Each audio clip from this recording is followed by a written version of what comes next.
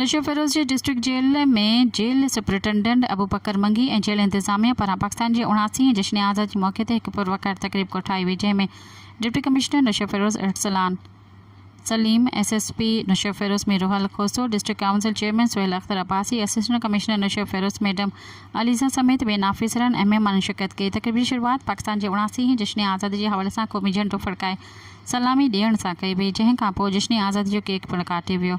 इन मौक़े ते महिमाननि ख़िताब कंदे चयो त पाकिस्तान इस्लामी जमहूरिया जे नाले सां वजूद में आयो। मुल्क जी आज़ादी लाइ लखीं मुसलमाननि जूं लाज़वाब क़ुर्बानियूं शामिल आहिनि।